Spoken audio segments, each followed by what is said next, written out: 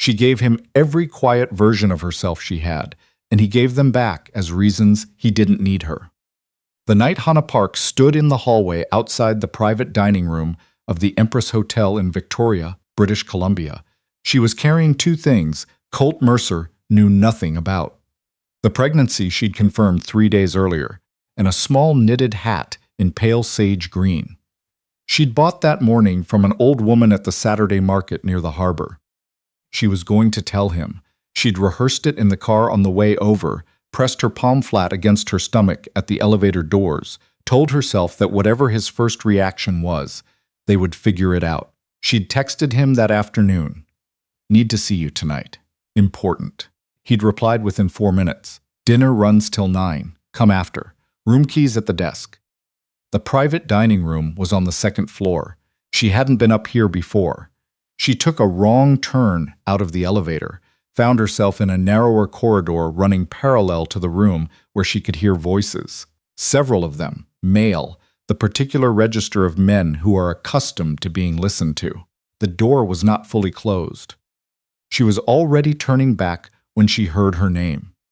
One of the voices said it the way you say something offhand at a dinner table, incidental. And then Colt answered. Hana? A small laugh, not unkind, which somehow made it worse. She's a distraction, Stuart, a pleasant one. She'll be sorted out before the Vancouver phase. Someone said something she couldn't make out. Then another voice, older, asked if she was attached. That, Colt said, is a her problem. Hana did not move for approximately 30 seconds. She stood in that hallway with the knitted hat in her coat pocket, still wrapped in the tissue paper the market vendor had tucked it into, carefully, as though she understood it was going somewhere important. And she felt the particular sensation of a future reorganizing itself without her permission. Then she walked out. She took the elevator down. She handed the room key back to the front desk without explanation. She drove herself home in the February dark and sat in the parking lot behind her mother's restaurant on Fort Street for a long time without going inside. At some point, she did go inside. Her mother, Su Yean, was wiping down the counter. She looked at Hana in the particular way she had been looking at her for 26 years, not with alarm, but with the specific attention of someone who has already processed more than they're letting on. She said, I made miok guk. Hana sat down at the kitchen table and didn't say anything for a while. Then she said, I'm pregnant, Mom. Su Yan set the ladle down. She was quiet for a moment. Then she sat across from her daughter and said, How far? 8 weeks. Another silence. Outside, Fort Street was doing what it always did at that hour, moving indifferent at its own pace. Is he going to know? Her mother asked. Hana looked at the table. Not yet. Su Yan nodded slowly. She got up, poured 2 cups of the broth, and set one in front of Hana without comment. They sat like that for a long time. Hana took a leave from the clinic the following week. She told her colleague she needed time for a personal matter. Dr. Mehta, who had worked beside her for 2 years and had the particular quality of someone who asks very little and understands a great deal, simply said, Take what you need. She drove up Iceland to Courtenay to her Aunt Morelle's house near the Puntledge River. It was a small, overgrown place with a wood stove in the kitchen and a view of the estuary from the back porch. She had spent 2 summers there as a child and had always thought of it as the kind of house that doesn't require anything from you, just presence. She didn't leave Colt a note. She didn't text. She took her medical bag, 2 boxes of books, and the coat with the knitted hat still in the pocket. She did not take the hat out, but she didn't throw it away either. Colt called on the 3rd day. She let it go to voicemail. He called twice more that week, and then the calls became less frequent, and then, around the 3rd week, they stopped. She told herself the silence was what she wanted. She almost believed it. What she didn't know was that 800 kilometers away, in a hotel suite in Victoria, a man was sitting very still trying to reconstruct the specific geography of what he had done. He had spoken to the hotel staff. He had learned that a woman matching Hana's description had been seen near the 2nd floor corridor on the night of the Mercer Group dinner. He'd asked them to describe what she was wearing. He sat with that information for a long time. Then he called his cousin Bennett. Bennett Caldwell was not the kind of person who found things dramatically. He found them through the patient accumulation of small details, the way you follow a trail. Not because you have a map, but because you're paying attention. Within 48 hours, he had a general sense of Hana's geography, the clinic, her mother's restaurant, the registration on her aunt's property in the Comox Valley. And then one more thing. Hana had visited an obstetrics clinic in Victoria 11 days before the dinner at the Empress. The appointment was on record. The silence on Colt's end lasted long enough that Bennett said his name. First prenatal, Colt said. It wasn't a question. Looks that way. He was quiet for another long moment. Then don't tell anyone else. He flew to Victoria the next morning. He rented a car. He drove north. She was on the waterfront trail near her aunt's house when he found her. A gray February morning, the kind that wasn't cold so much as resigned. She was walking with her hands in her pockets, watching the straight. She heard footsteps and didn't turn. She already knew. "You flew up," she said. Yesterday, he fell into step beside her, not close, leaving a deliberate space between them. "I've been at a hotel in Courtenay." She didn't say anything. "I know you were in the hallway," he said. "I know you know." They walked in silence for a while. The water was the particular pale gray of the Pacific in winter, moving without hurry, indifferent to the two of them on the path beside it. "I had something in my pocket," she said finally. "When I came to the hotel, I bought it that morning at the market. A knitted hat, sage green." A pause. "For the baby." He didn't say anything. "I was going to tell you. I'd been planning it for 3 days.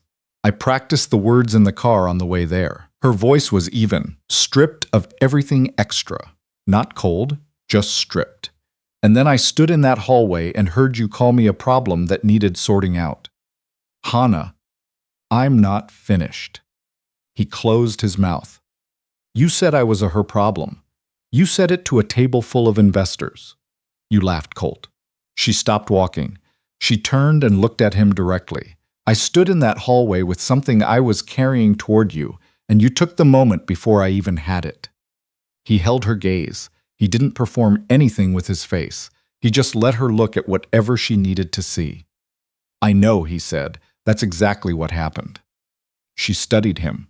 Then she turned back to the water. "I'm keeping her," she said. The pronoun came out without planning, and she felt it land in the air between them with its own weight.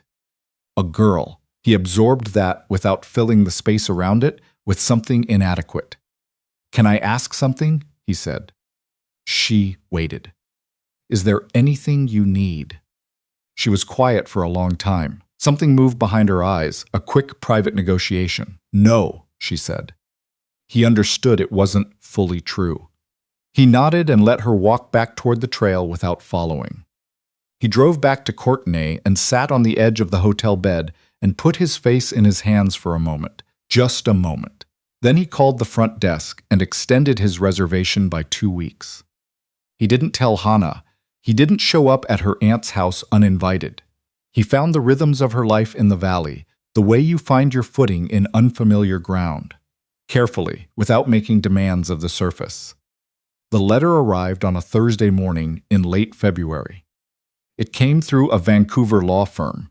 Hana signed for it at the door of her aunt's house in her pajamas and stood in the kitchen reading it with the wood stove clicking beside her. The language was careful, private arrangement. Avoid complicated legal entanglements. The Mercer Group and its principals would prefer to address the situation discreetly before it became a matter of public record. She read it twice, then she called Colt. He answered on the first ring. "Someone from your family just sent me a lawyer's letter," she said. Her voice was the temperature of the window behind her, cold, flat, perfectly controlled. "They want a discreet settlement so I don't become a problem. They called my pregnancy a legal entanglement." The silence on his end lasted 4 seconds. She counted. "Who signed it?" he said. "A firm in Vancouver, Westerholm & Associates." Another silence. "That's Bowen's firm." Bowen, his older brother. CFO of the Mercer Group, the one who handled complications. I see, she said, so that's how this goes. No. His voice dropped to somewhere very quiet. That is not how this goes. I'll be at the house in 40 minutes. He drove. He sat at Mireille's kitchen table. Her aunt had tactfully gone to the back garden, and he called his brother on speakerphone without preamble. He didn't raise his voice. He said, "The letter goes nowhere. The file is closed. If anything moves from that firm in Hana's direction again, I will restructure your role in the company before the week is out. Do you understand what I'm telling you?" Bowen said, "You're being irrational about a woman you've known 7 months. 6, Colt said. I've known her 6 months, and she is not a woman you get to manage, Bowen. Not through lawyers, not through any other channel." He ended the call. He looked at Hana across the table. She was looking back at him with an expression that was complicated. Not yet trust, not yet open, but something like the beginning of a question she was still forming. "Okay," she said. He nodded and pushed his chair back. He had been in Courtenay 19 days when the story appeared. It was a Friday morning in early March. Hana was making tea when her aunt came in from the garden holding her phone. Mireille, who was not a dramatic woman, had the particular expression of someone who has just read something she doesn't know how to frame. "Hana," she said, "there's something." It was a real estate industry blog, the kind that lived in the gray space between gossip and business journalism, the kind that got forwarded through industry email chains. The article named the Mercer Group's BC development projects, and in the third paragraph, it named Hana Park, and it stated, citing a source familiar with the Mercer family, that a clinic physician had initiated a personal relationship with a client in a professional setting and that questions had been raised about the nature of the relationship and its motivations. She read it standing at the kitchen counter. She read it again. She was a physician. She was licensed by the College of Physicians and Surgeons of British Columbia. What that article described, if anyone chose to pursue it, was grounds for a professional conduct review. It was her career. It was the thing she had spent 10 years building through nights on call, and mornings she had shown up regardless of what she was carrying. She called Colt. He picked up on the second ring. She didn't ask if he'd seen it. She said, "They said I abused a patient relationship. I am a Dr. Colt." He said, "I know. My name is in print attached to a medical ethics complaint." "I know." She could hear in his voice that he was already in motion. "I need 2 hours. Don't respond to anything. I'm going to Vancouver." "I know how to handle myself," she said. "I've been handling things alone for 3 months." A short silence.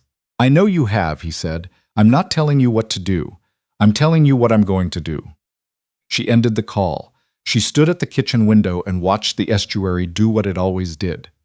Absorb everything, reflect nothing, keep moving. Somewhere in the valley, the river was doing the same. She thought about the nurses at her clinic, about Dr. Mehta, who had her personal number, about the colleagues she'd trained with in residency, who were connected to the same professional networks, who had almost certainly already read it. She sat down at the kitchen table. She did not cry. She was somewhere below anger and not yet at grief, in the particular white space where the mind is still catching up to what the body has already processed. The article came down in under 2 hours. He walked into the Mercer Group boardroom on West Georgia Street that afternoon and sat across from his father and his brother with Bennett beside him and his personal attorney at the end of the table, and he said what he had come to say. He did not raise his voice. He had decided on the plane that he was not going to raise his voice, because in the Mercer family, volume was a signal of losing ground, and he was not here to lose ground. Someone from this family called a journalist and described the woman carrying my daughter as a professional predator, he said. I want to understand which of you decided that was an acceptable move. Bowen said I was protecting the company. From what? From the optics of a Mercer CEO entangled with a clinic physician in a small market, from a story that writes itself. So you wrote a worse one. Colt looked at his brother without the management layer he had always maintained between them, the careful surface that kept them functional at family dinners and boardroom tables. Just directly. You put her name in print. You attached a professional lie to it. She is a physician who has spent 10 years building something, and you took the worst thing you could think of and attached it to her because she was inconvenient. His father, Douglas Mercer, said, "What do you want from this meeting?" A formal statement from Mercer Legal confirming that Hana Park is under no professional scrutiny and that the article was factually false, distributed to every industry contact who received the original piece, and Bowen's external legal authority restructured out of the family trust.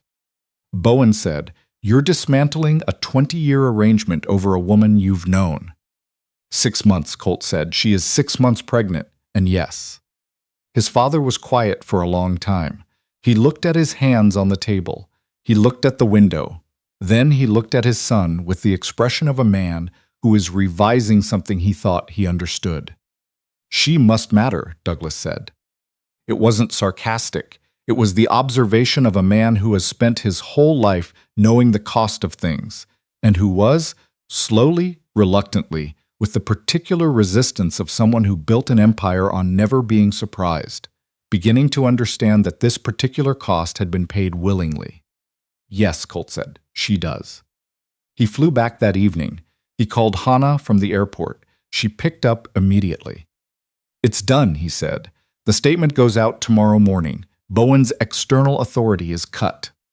She was quiet for a moment. "Your father?" Adjusting to something he didn't anticipate. Another silence. When she spoke again, her voice was different, not warm, not open, but less contained, as though she had set something slightly down. "Come to the house tomorrow," she said, "not the hotel." The months that followed were not simple. They were not the version of things she had imagined the previous August, when she was early enough in the relationship to still be building versions. They were something more complicated and more true, the actual structure of two people figuring out how to occupy the same space around a person who was arriving soon and had no patience for ambivalence. He moved into the small bedroom at the end of Morale's hall in March. He worked remotely. He drove to every appointment. He learned that Hana's back hurt on the right side in the evenings, and that the only thing that helped was the heated blanket folded a specific way, and he learned it without being told twice. He did not make any of it about himself. He had learned, slowly, imperfectly, with some false starts, that the most significant thing he could offer was not a gesture but a practice. Show up, know where things were, listen when she talked and stop when she stopped wanting to. Don't fill silences with reassurance she hadn't asked for. Morale watched all of this from a careful distance. One evening in April, she handed Colt a cup of tea and said, "She's not easy to be around when she's deciding something." "I know," he said. "She gets that from her mother's side. We all do." A pause. "We're not impossible, though." He looked at her. "I know that, too." Their daughter was born on the 9th of October at the Campbell River and District General Hospital, induced at 36 weeks after Hana's blood pressure began tracking in the wrong direction. The labor was long. The room was very small. Hana worked through it with the same quality she brought to everything difficult, not performing endurance, just exercising it, which is an entirely different thing. She didn't ask Colt to leave. He stayed. He was useful when being useful was possible, and present when it wasn't, and careful throughout not to make the room about his own feeling. At some point, sometime in the small hours between midnight and morning, she reached for his hand. She held it without looking at him. She held on until the contraction passed, and then she kept holding on, and he didn't mention it. At 6:41 in the morning, their daughter arrived. She was small, 5 pounds, 14 ounces, which Dr. Farnworth said in a voice that allowed itself the smallest fraction of satisfaction, and she cried with the immediate, emphatic conviction of someone who had strong opinions about her own arrival. They called her Soleil. Hana had decided during the quiet hour before dawn, Sol, for short. She told Colt when the nurse set the baby in her arms, and he repeated it quietly, and it fit the way some true things fit without requiring explanation. The nurse asked if he'd like to cut the cord. He looked at Hana. She nodded. He did, and then they put Saul in his arms. He had understood, abstractly, that a newborn would be small. He had read the numbers, had known what they meant in clinical terms, had looked them up on his phone with the particular focus of someone who has decided preparation is the only form of control available to them. He had not known what it would feel like to hold something that weighed less than a winter coat and feel it as the heaviest thing he had ever carried. Saul was not looking at him. She was looking at nothing yet, the unfocused intensity of someone who has just arrived and is still absorbing the fact of arrival. Her face was the size of one of his palms. He held her very carefully because he understood, in a way he had never understood anything before, that carefulness was the only appropriate response. He was crying. He noticed this at some point without it being a decision. Hana was watching him. He looked up and found her watching him hold their daughter, and what was on her face was not yet forgiveness, and not yet the love that had existed before the hallway, but it was the ground, the actual material, the thing you could build on. He looked at her. He looked at Saul. He looked back. "She has your mouth," he said. And Hana, who had spent 8 months building a life that did not require him in it, who had stood in a hallway alone with something she'd been carrying toward him and walked out without making a sound, looked at her daughter in his arms and said quietly, "I know." Spring came to Courtenay the way spring always did in the valley, incrementally, without announcement, as though it had been there for a while and was only now willing to be seen. Saul grew with the focused efficiency of someone who had arrived early and intended to make up for it. She slept with total commitment and woke with total commitment and regarded the world with the alert, unhurried gaze of someone who finds all of it adequately interesting. Colt stayed. He did not announce this or make a production of it. He remained in the small room at the end of the hall and became part of the household's rhythm so gradually that there was no single day when it became true. It just was. Hana returned to the clinic in June, part-time at first, then full. Dr. Mehta welcomed her back without ceremony, just "good to have you," and a coffee left on her desk. The formal statement from Mercer Legal had made its way through the right professional channels. Her reputation was intact. She did not speak about what had happened with anyone at work. She did not need to. Some things you move past, not by addressing them directly, but by walking in the direction of what is true, and letting the distance from what wasn't accumulate quietly behind you. She had started carrying the sage green hat again, in her coat pocket, where it had been the night of the hotel. Saul had worn it home from the hospital. It had been washed and folded since. Hana couldn't quite explain why she carried it now. It was not sentimental, or not only that. It was more like keeping something close, because it reminded her of the specific weight of what she'd been holding when everything changed, and how different it felt to hold it now on the other side of all of it. One evening in late June, she came home from the clinic to find Colt at the kitchen table with Saul tucked in the crook of his arm, reading something on his laptop one-handed, and Saul watching the ceiling fan with the concentrated attention she gave to anything that moved. The kitchen light was the particular warm gold of early summer evenings in the valley, and neither of them had heard Hana come in. She stood in the doorway for a moment. She was not the woman who had bought a knitted hat at a Saturday market and rehearsed words in a car on the way to a hotel. She was not the woman who had stood in a hallway and felt a future rearrange itself without her. She was someone who had walked out of both of those moments carrying something, and who had built, from the materials of what came after, something that was imperfect and specific and real.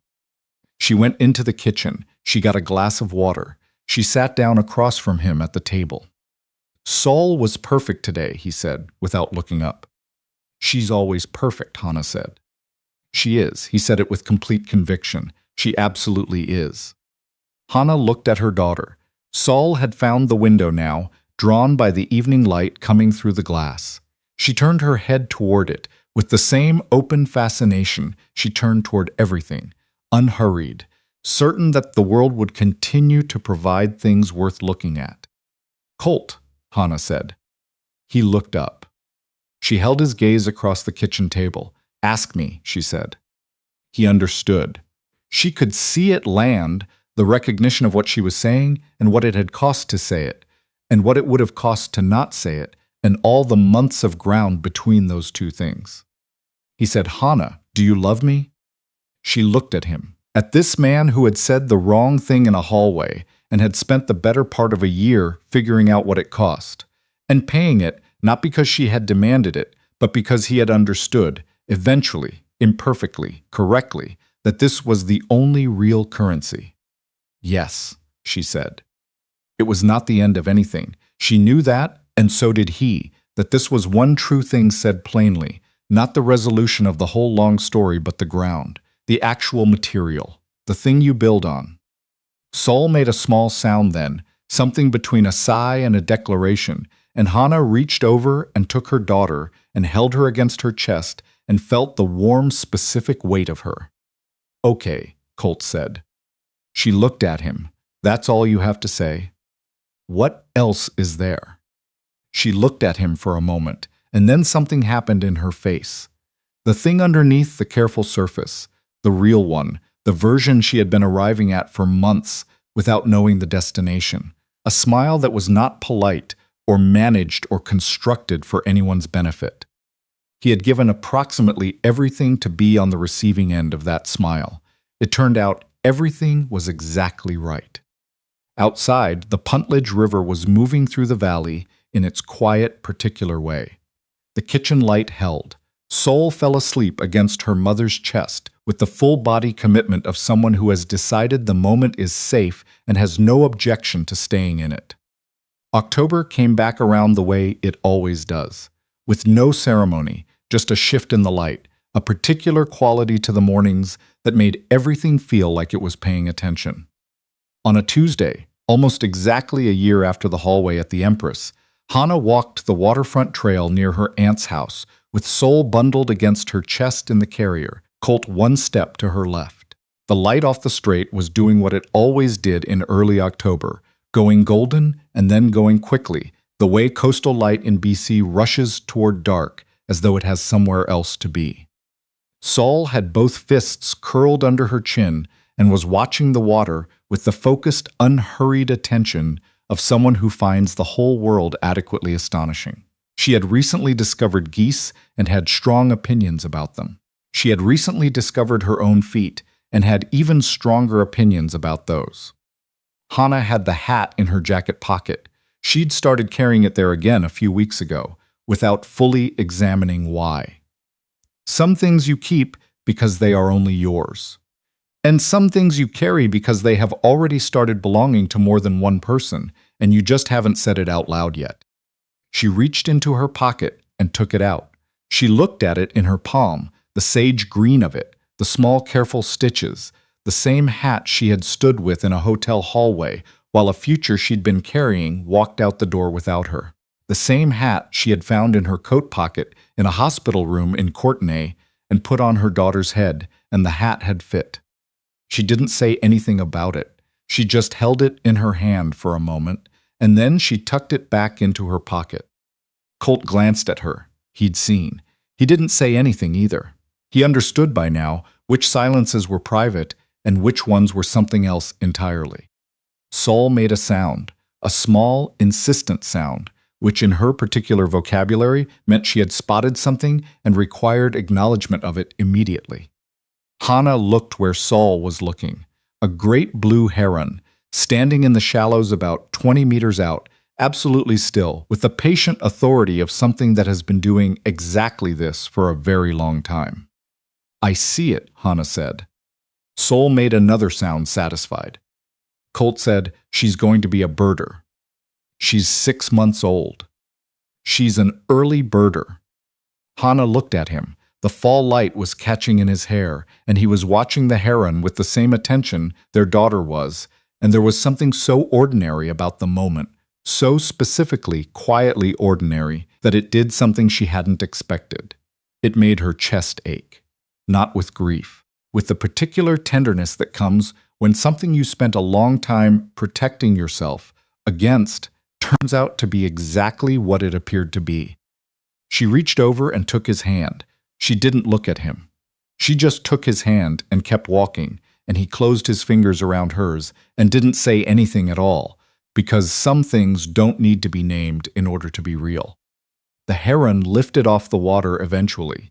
Sol tracked it across the sky until it disappeared around the curve of the shoreline, and then she looked at her mother. And then she looked at her father, and then she looked back at the water, apparently satisfied that the world had been accounted for. The light kept going, golden, then lower, then the particular blue of a Pacific evening in October when the sky can't quite decide whether to be afternoon or night.